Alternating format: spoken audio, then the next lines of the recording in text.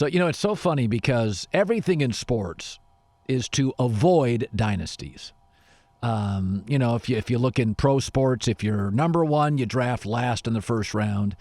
But the reality is there's just 5% of America is either smarter, works harder, better funded, has geographical or revenue advantages, and there's dynasties in every business.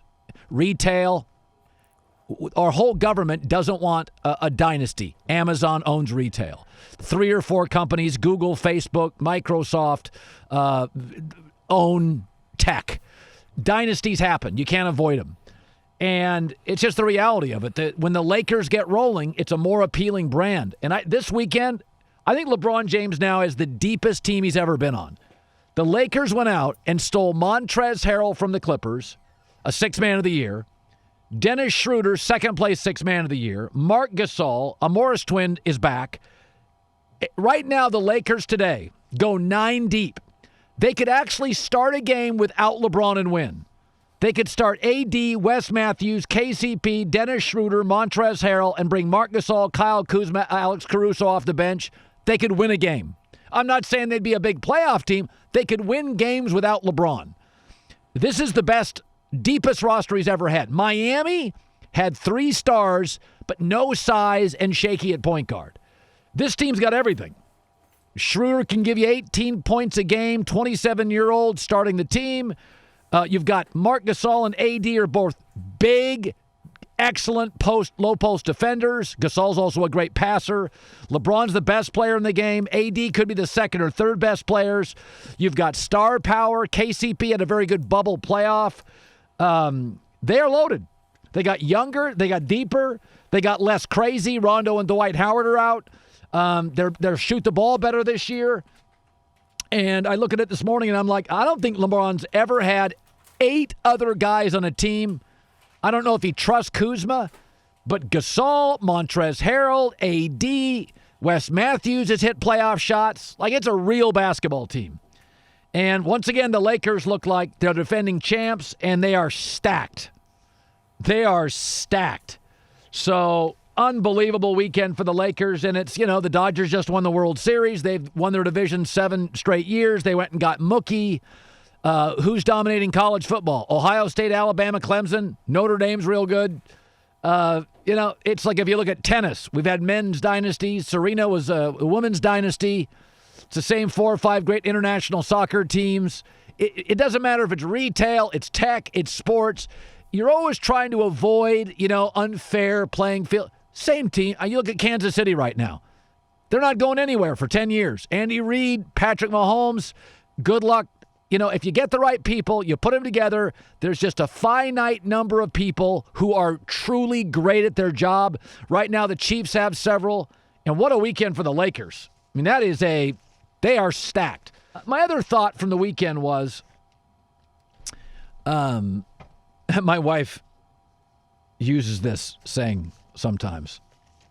She'll say, I'd rather adjust to your absence than be frustrated with your presence. She told me that line the other night. We were just talking about sometimes if you're in a company situation and somebody doesn't work, and she's like, you're better off adjusting to their absence than being driven crazy by their presence. And this is why Carson Palmer years ago for the Cincinnati Bengals said, I'm going to retire if you don't trade me. I'd rather adjust to life without football than be annoyed being a member of the Bengals. Trade me or I'm retiring with years left. And that was Carson Palmer's ultimatum. I'm just not going to do this. I'd rather adjust to a life without football than deal with this nonsense. And that's why I said with Joe Burrow, I said, be very careful.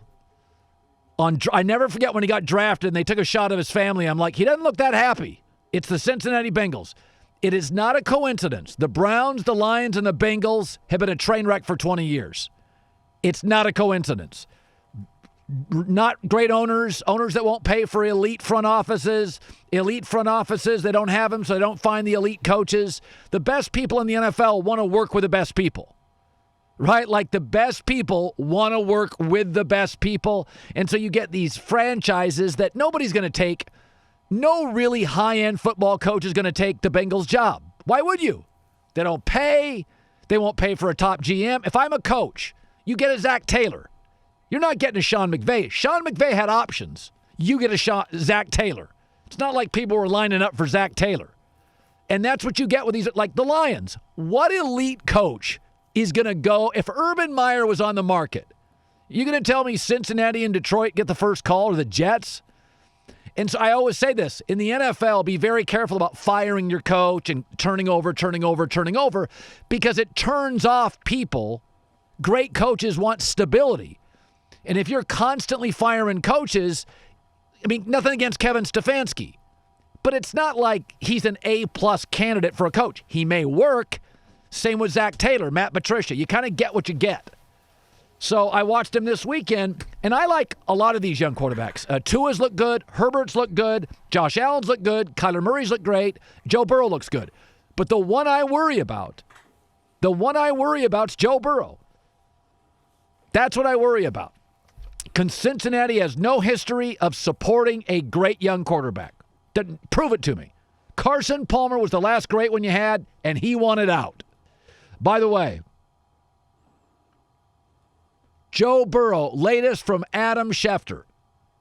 The MRI to Joe Burrow revealed more damage than anticipated.